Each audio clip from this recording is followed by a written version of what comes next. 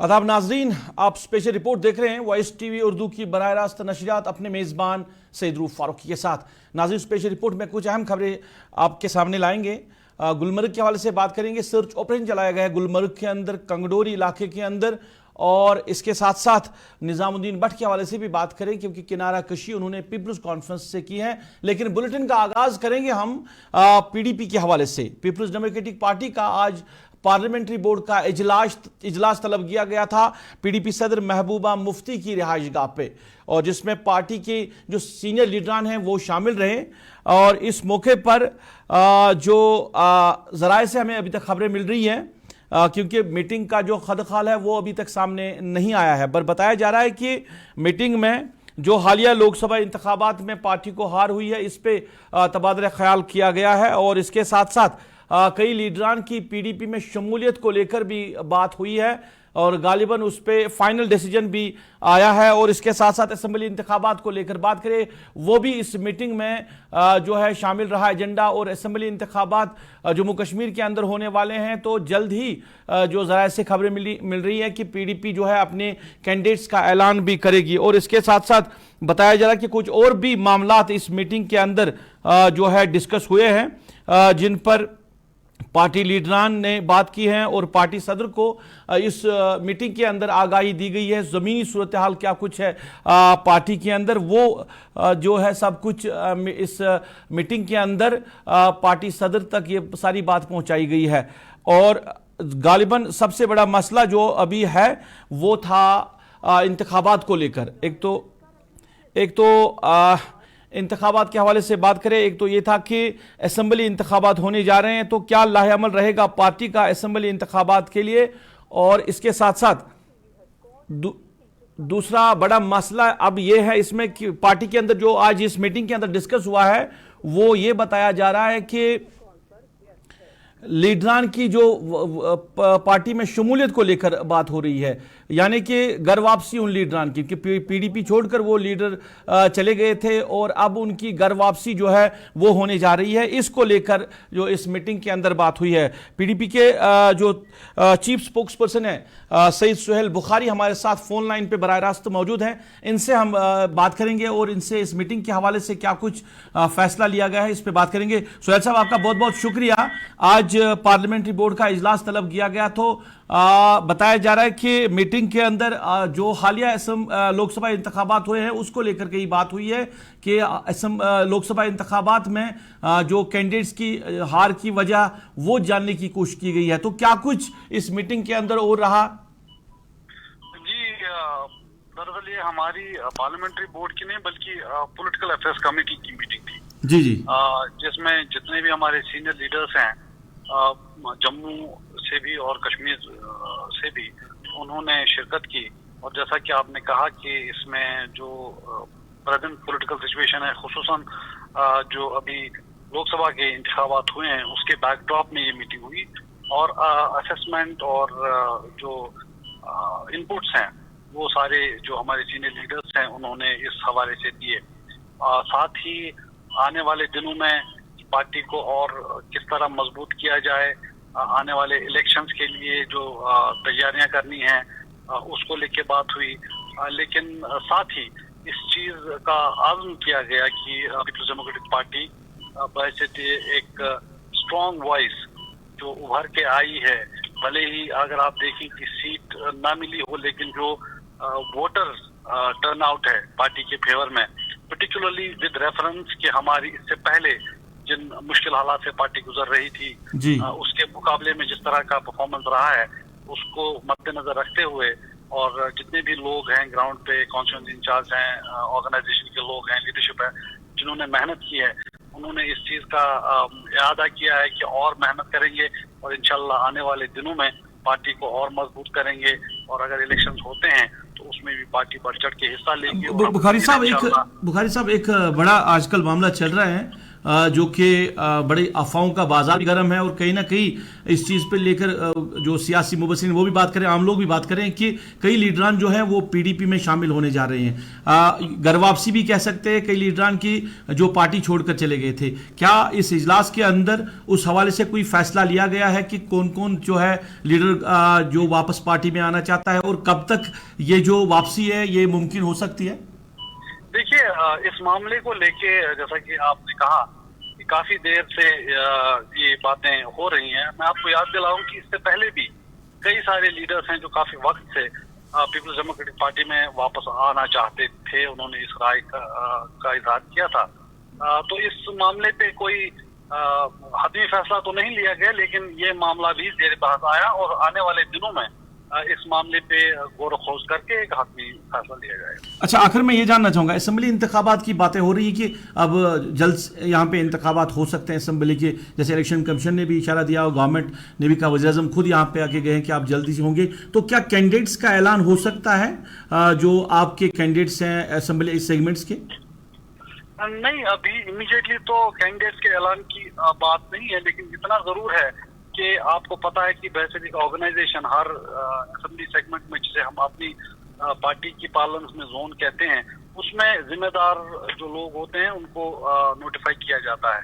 आने वाले दिनों में हर असेंबली सेगमेंट के लिए जो है स्पेसिफिक डिलिब्रेशंस के बाद, लोगों का असेसमेंट करने के बाद ये सारे फैसले भी जरूर लिए जाएंगे और नोटिफाई भी किए जाएंगे और आप तक भी पहुंचाएंगे। लास्ट में जानना चाहूंगा मैं, पब्लिक आउटरीच प्रोग्राम की बात करें, लोकसभा इंतखाबात के बाद कहीं ये सिलसिला थमसा गया है, क्योंकि अब जो पार्टी लीडरान है वो लोगों के पास नहीं जा रहे हैं, जिस तरह मीटिंग्स नहीं हो रही है, जलसे नहीं हो रहे। तो क्या इसमें अब जो है पार्टी दोबारा से अब तैयारियां कर रही है पब्लिक आउटरीच प्रोग्राम्स के लिए? देखिए, ऐसा नहीं है कि हमारे जो लीडर हजरात हैं अलग अलग लेवल पे, चाहे वो कॉन्स्टिट्यूंसी के लेवल पे हों, डिस्ट्रिक्ट के लेवल पे हों, कि वो बिल्कुल ही मूवमेंट नहीं कर रहे हैं, आउटरीच नहीं कर रहे हैं। वो कार्रवाई जारी है और आने वाले दिनों में इंशाल्लाह उसमें और सूरत लाई जाएगी और आप देखेंगे कि ये जो पब्लिक कॉन्टैक्ट प्रोग्राम है, हमारा पब्लिक आउटरीच प्रोग्राम जो है वो और जोर पकड़ेगा और इंशाल्लाह हम अपने लोगों तक पहुंचेंगे और पार्टी को और मजबूत करेंगे। चलिए, बहुत बहुत शुक्रिया बुखारी साहब तफसीलात देने के लिए। सैयद सुहेल बुखारी पीडीपी के तर्जुमान बात कर रहे थे, और बात हो रही थी आज के इस इजलास के हवाले से, जो इजलास तलब किया गया था पार्टी सदर महबूबा मुफ्ती की रिहाइश गाह पे, जो कि पॉलिटिकल जो कमेटी है उनका इजलास तलब किया गया था पार्टी सदर की रिहाइश गाह पे, जिसमें सारे जो पार्टी से वाबस्ता सीनियर लीडरान हैं वो शामिल रहे, और बताया जा रहा है कि कुछ अहम फैसले लिए गए हैं और जायजा भी लिया गया है, क्योंकि हालिया इंतखाबात में जो असेंबली इंतखाबात हुए उसमें तीनों नशस्तों पर पीडीपी को हार हुई है। इस पे बात हुई है कि कहाँ पे कमी हुई है, कहाँ पे और बेहतर करने की जरूरत है, इस पे बात हुई है। और इसके साथ साथ लीडरान की घर वापसी को लेकर भी, जैसे सुहेल बुखारी साहब बात कर रहे थे कि बात हुई है, और आने वाले असेंबली इंतखाबात के लिए लाहेअमल भी तैयार किया गया है, और कि मजबूती के साथ जो पीपल्स डेमोक्रेटिक पार्टी है वो अब असेंबली इंतखाबात के लिए मैदान में आएगी, और जिसके लिए जो उम्मीदवार कैंडिडेट्स हैं उनका हालांकि अभी जो है ऐलान, जैसे पार्टी तर्जुमान कहते हैं, अभी ऐलान नहीं होगा कैंडिडेट्स का, बट ये कि पब्लिक आउटरीच प्रोग्राम के जरिए अब एक शुरुआत की जाएगी असेंबली इंतखाबात को लेकर।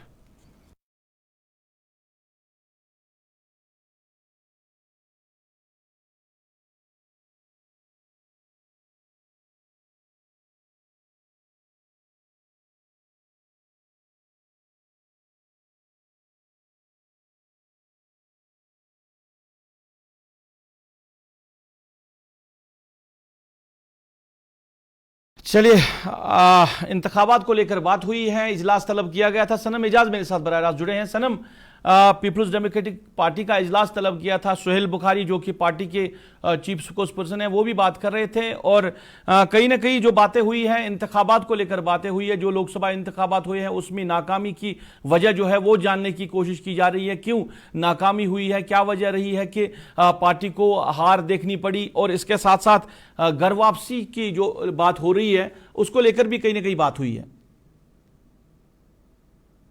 सुबह लगभग मीटिंग जो है वो शुरू हुई और करीबन 4 बजे तक की 3:30 बजे तक की जो मीटिंग है, ये इसमें जम्मू से कश्मीर से जो पॉलिटिकल अफेयर्स कमेटी के जो मेंबरान थे वो सब आए हुए थे। और बहुत ही इंपॉर्टेंट ये मीटिंग थी क्योंकि इसमें कुछ बड़े फैसले लेने थे। उसमें बड़ा फैसला जो था, जो जिस तरह आपने घर वापसी की बात की, या यूं कहें जो लोग जो है पार्टी से छोड़ के चले गए थे या साइलेंट हो गए थे, उनकी वापसी के हवाले से एक अहम फैसला लेना था। तो कुल मिला के अगर देखा जाए तो आज की मीटिंग जो है ये वही उसी के आसपास ही ज्यादातर घूमती रही। और जिस तरह से पार्टी के कुछ लीडरान से मैंने बात की, मैंने उनसे पूछा कि क्या है, तो ओवरऑल आज की मीटिंग जो है उसी मुद्दे को लेके थी। और इस मीटिंग में जो है महबूबा मुफ्ती को पार्टी के लीडरशिप ने ब्रीफ किया कि ग्राउंड पे क्या सिचुएशन है, क्या असेस किया गया है, किन किन से बात की गई है। तो एक तरह से जो गो अहेड है, जो इस तरह से एक पार्टी प्रेसिडेंट का एक फाइनल नॉड होता है, वो महबूबा मुफ्ती से आज लिया गया। और अब ये माना जा सकता है कि एक हफ्ते के अंदर अंदर यहाँ पॉलिटिकल उथल पुथल हमें देखने को मिल सकती है। हमें बहुत से ऐसे लोगों के चेहरे या लोगों के नाम सामने आना शुरू हो जाएंगे जो या तो साइलेंट थे या कुछ और पार्टीज में थे, और वो वापस अपनी महबूबा मुफ्ती की पार्टी यानी पीडीपी में शमूलियत अख्तियार करने वाले। और साथ साथ में आज की मीटिंग में अगर देखा जाए तो इम्पोर्टेंट था कि जो पार्लियामेंट इलेक्शन हुआ उसमें क्या कुछ हुआ, पार्टी की हार की बड़ी वजह क्या हुई, उस पे हिंदी का लफ्ज है चिंतन मंथन, वो किया गया, यानी उस पे गौर खोज किया गया और जो ग्राउंड की सिचुएशन है उसको असेस किया गया। और आगे का लाहेमल है क्योंकि खुद पीएम ने बता चुके हैं कश्मीर में कि आपकी बार असम्बली इंतखाबात होने जा रहे हैं, तो उन्हीं असम्बली इंतखाबात के हवाले से आगे का लाएमल भी तैयार किया गया। और बड़ी खबर अगर देखा जाए तो हम अपने नाज़रीन तक ये बताना चाहेंगे कि कुछ तगीर तब्दीली यानी कुछ पोर्टफोलियोज हैं वो चेंज किए जा रहे हैं। जिस तरह कुछ डिस्ट्रिक्ट प्रेसिडेंट्स हैं उनके पोर्टफोलियो चेंज किए जा रहे हैं, कुछ जो बाकी जो बड़े पोस्ट हैं उनमें से कुछ को इधर उधर किया जा रहा है। और साथ साथ में कुछ कॉन्स्टिट्यूएंसीज हैं जहां पे इस वक्त जो पीडीपी के फेसेस नहीं है, या जो वहां पे कुछ लोगों को जो है उनको इंचार्ज बनाया जा रहा है, जो यहाँ पे इंचार्ज नहीं है या कुछ जगहों पे ऐसे नहीं है। तो एक हतमी जिम्मेदारी देने का जो फैसला लिया गया आज की मीटिंग में। तीन मुद्दे अहम रहे। एक तो लोकसभा इंतखाबात की क्या वजह रही हार की, अब आने वाले असेंबली इंतखाबात में पार्टी को कैसे गियरअप होना है, कैसे लोगों तक जाना है, पब्लिक आउटरीच प्रोग्राम चलाना है, और कैसे जो कमजोरियां हैं वो दूर करनी है। और तीसरा जो बड़ा मुद्दा था आज के, जिसमें सबकी नजरें हैं और आवाम की भी नजरें हैं और कई लीडरान की भी नजरें हैं, वो घर वापसी को लेकर जो फाइनल, जैसे आप फाइनल नोट की बात कर रहे हैं कि आज फैसला होना था, तो क्या अब ये कहें कि अब जो लीडरान की घर वापसी है वो जल्द से जल्द होगी, और पीडीपी में जैसे बताया जा रहा है कि 1 दर्जन से ज्यादा जो लीडरान हैं वो वापस जा सकते हैं, तो क्या इस वाले से कोई हतमी फैसला लिया गया, कोई डेट मुकर्रर की गई है? देखिए, इसके लिए कोई डेट हतमी नहीं है, लेकिन एक हफ्ते का, लगभग एक हफ्ता, जिस तरह मैंने पहले ही बताया कि इस हफ्ते आप बड़ी सियासी उथल पुथल देखेंगे, तो यूं समझ लीजिए इसी हफ्ते से शुरू होने जा रहा है। और फिर ये जो जिस तरह आपने कहा कि 1 दर्जन के करीब जो लोग हैं, पीडीपी के एक सीनियर लीडर ने मुझसे कुछ देर पहले बात की, उन्होंने कहा कि नहीं 1 दर्जन से ज्यादा लोग हैं। तो 1 दर्जन से ज्यादा लोगों का सिलसिला जो है वो पहले शुरू होगा। वो ग्रुप में होंगे, एक ग्रुप एक हफ्ते या एक दिन ज्वाइन करेगा, दूसरा दिन दूसरे हफ्ते ज्वाइनिंग कहीं उसको या अनाउंसमेंट कहीं वो होगा। और उसके बाद फिर जिस तरह पीडीपी के लोग कहते हैं कि नहीं जी उनके बड़े लोग 40 से ज्यादा लीडर जो हैं वो अलग हुए, तो वो सब आएंगे। तो उस तरह से शायद ये बड़े दिनों तक हमें ये सियासत जो है ये आने जाने का सिलसिला, जाने का नहीं बल्कि आने का सिलसिला है, वो देखने को मिलेगा। फिलहाल कोई हतमी डेट इसमें फिक्स नहीं हुई है, लेकिन इसी हफ्ते से शुरू करने का जो है ग्रीन सिग्नल महबूबा मुफ्ती ने पार्टी लीडरशिप को दिया है।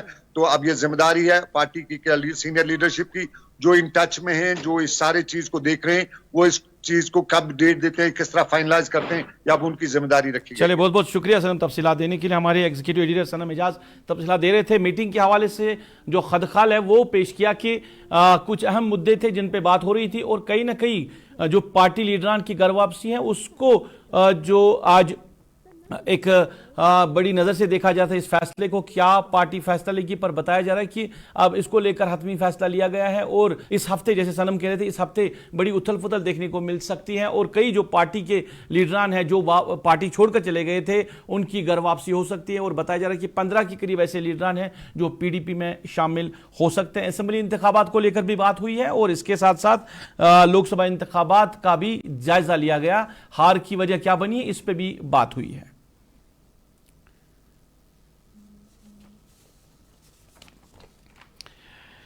वज़ीर नरेंद्र मोदी ने कहा कि लोगों ने आम इंतखाबात में हिस्सा लेकर आईन और मुल्क के जमहूरी निज़ाम पर अपना एतमाद जाहिर किया। वज़ीर आज़म ने आज ये तबसरा मन की बात रेडियो प्रोग्राम में किया। उन्होंने कहा कि 2024 का जो इलेक्शन हुआ है ये दुनिया का सबसे बड़ा इलेक्शन था।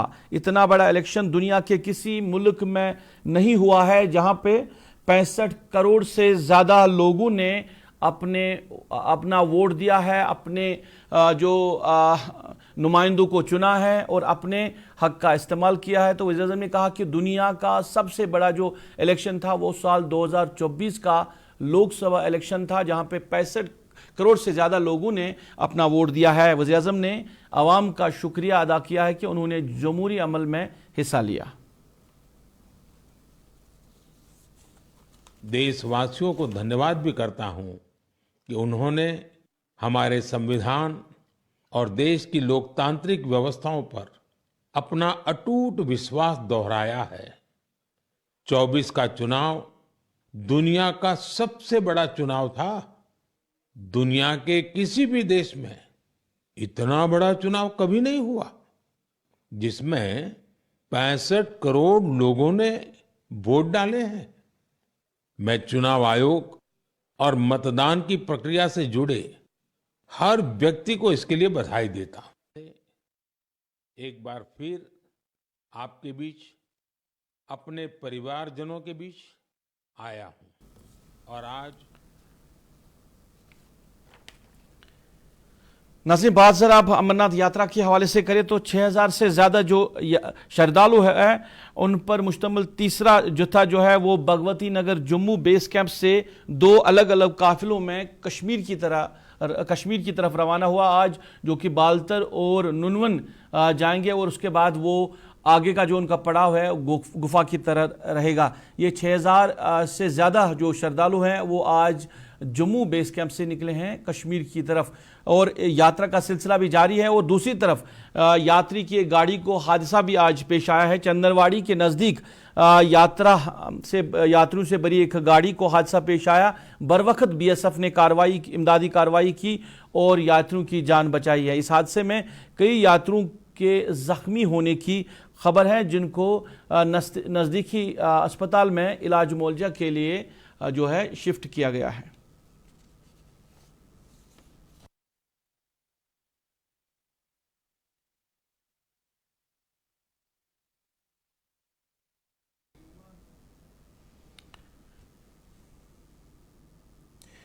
पीडीपी एक ऑप्शन जरूर है लेकिन किसी के पास भीख मांगने नहीं जाएंगे। जो भी फैसला लेंगे अवाम के हक में होना चाहिए। जल्दबाजी में कोई फैसला नहीं करेंगे। इन ख्यालात का इजहार किया आज निजामुद्दीन भट्ट ने अपनी कॉन्स्टिट्यूंसी में अपनी रिहाइश गाह पे आज वर्करों के एक इजलास से खिताब के दौरान उन्होंने कहा कि पीडीपी जरूर उनके लिए ऑप्शन है पर हम किसी के सामने भीख मांगने नहीं जाएंगे। हमको भी मजबूरी है और पीपल्स डेमोक्रेटिक पार्टी को भी मजबूरी है कि वो लीडरान को अपने साथ लेके चले। पीपल्स कॉन्फ्रेंस से अलहदी के बाद आज उन्होंने घर पर अपनी रिहाइश गाह पर वर्करों के इजलास से खिताब के दौरान इन ख्यालात का इजहार किया और पीपल्स कॉन्फ्रेंस से अलहदी के बाद ये पहला जलसा जो है वो आज निजामुद्दीन भट्ट ने जिसका इनेकाद किया था उनकी रिहाइश गाह पे और जहां पे उन्होंने कमजोरियां भी गिनवाई कि पीपल्स कॉन्फ्रेंस के अंदर कमजोरियां क्या थी, क्या वजह बनी कि वो पार्टी छोड़कर चले गए हैं। उनसे पूछा गया मीडिया नुमाइंदों के जरिए कि पीडीपी के हवाले से बातें हो रही है कि आप पीडीपी में शामिल होने जा रहे हैं। उन्होंने कहा पीडीपी जरूर एक ऑप्शन है उनके लिए पर भीख मांगने के लिए किसी के पास नहीं जाएंगे। अगर पीडीपी चाहे तो वो उनके साथ शामिल हो सकते हैं। उन्होंने कहा कि जो भी अब वो फैसला करेंगे वो अवाम के हक में वो फैसला होना चाहिए। करना जरूरी होता है क्योंकि बुरी तरह हमने हारा वो इलेक्शन, हमें कबूल करना चाहिए। लोगों ने मैंडेट नहीं दिया, उसकी समीक्षा करनी थी और अपने लोगों को नए सिरे से एक नया आगाज करने के लिए एतमाद में लेना जरूरी था।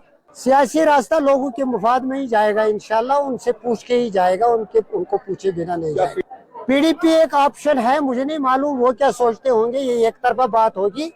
उनको भी सोचना है, हमको भी सोचना है, दूसरे तीसरों को भी सोचना है। ये एक तरफा मामला, we will not go with a begging bowl anywhere.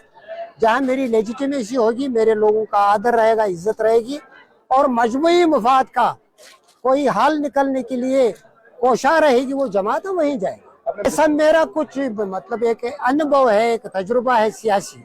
मुझे कोई इंफॉर्मेशन नहीं, लेकिन हर दौर में हमने देखा है, इसको अंग्रेजी में बोलते हैं परमिटेशंस, कॉम्बिनेशंस, नई नई बनती है हर इलेक्शन में, हर जगह। सब कॉन्टिनेंटल पॉलिटिक्स ऐसी है एंड आई बिलीव कि यहाँ नई परमिटेशंस, कॉम्बिनेशंस के लिए एक स्पेस है और उस स्पेस को पॉलिटिकल पार्टीज भी और न्यू दिल्ली भी एक्सप्लॉइट करने की कोशिश करेगी। देखिए, सजाद लोन को लोगों ने समझा कि ये बीजेपी का प्रॉक्सी है। एक उसकी सजा मिली क्योंकि ये खुद बीजेपी वाले भी मानते हैं कि जम्मू कश्मीर में खासकर मुस्लिम अक्सरियती में उनके खिलाफ एक रोष है। वो गुस्सा था, वो उतारा गया। दूसरा, जो वेव एक पैदा की गई, उसके पीछे कौन से फोर्सेस थे, अनफोर्सिन फोर्सेस, उनको समझना, उनकी परीक्षा करनी पड़ेगी because of those unforeseen forces and a wrong perception. और खुदा के रसूल सल्लल्लाहु अलैहि वसल्लम को हाजिर नाजिर। पीडीपी जरूर एक ऑप्शन है, पर इसके साथ साथ उन्होंने इशारा दिया कि यहाँ पे जो नई सियासी जमातें हैं उनका भी जो अप्रोच है वो ज़रूर है, यानी नई जमात भी बन सकती है यहाँ पे, जो कि मुअर्ज़ वजूद में आ सकती है। इसके साथ साथ सजाद लोन के हवाले से उन्होंने कहा कि सजाद लोन के हारने की वजह बनी कि लोगों ने उसको कहा कि वो प्रॉक्सी है बीजेपी का, और इस वजह से कश्मीर के लोगों ने उनको वोट नहीं दिया है, जो कि सजाद लोन के हार की वजह बनी। चलिए नाज़रीन, सयाहती मुकाम गुलमर्ग के हवाले से बात करें। वहाँ पे आज सफाई अभियान शुरू किया गया था गुलमर्ग के अंदर, जो कि गुलमर्ग डेवलपमेंट अथॉरिटी और म्युनिसिपल कमेटी टंगमर्ग के माबैन जो है ये पहल जो है शुरू की गई थी, जिसमें वहाँ जो टूरिस्ट आए थे उन्होंने भी कहीं ना कहीं शमूलियत की। और इस अभियान का मकसद था कि आप गुलमर्ग आते हो, गुलमर्ग को साफ सुथरा रखें, जहाँ कहीं भी आपको कूड़ा फेंकने की जरूरत है तो कूड़ादान का इस्तेमाल करें।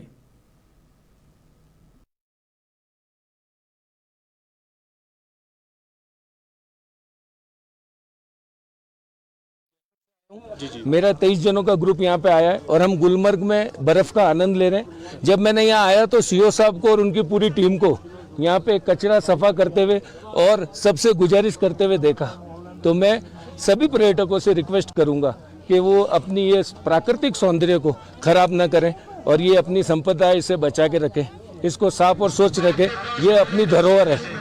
मैं सब पर्यटकों से रिक्वेस्ट करूंगा और आपकी पूरी टीम से भी मैं तारीफ करूंगा जो आप लोग ये मुहिम चला रहे हैं, इसे रेगुलर चल। गुलमर्ग एक इको फ्रेजाइल जोन है, इसको ऑलरेडी प्लास्टिक और पॉलीथीन फ्री डिक्लेयर किया गया है और इसको हम बहुत सख्त तरीके से एनफोर्स कर रहे हैं। आपने जैसे कि आज देखा कि हमारी जो एनफोर्समेंट ड्राइव है चिल्ड्रंस पार्क से स्टार्ट हुई, जिसमें न सिर्फ गवर्नमेंट ऑफिसर्स ऑफिशियल्स बल्कि जो होटलियर्स हैं और जो बाकी सर्विस प्रोवाइडर्स हैं वो भी इसमें शामिल हुए।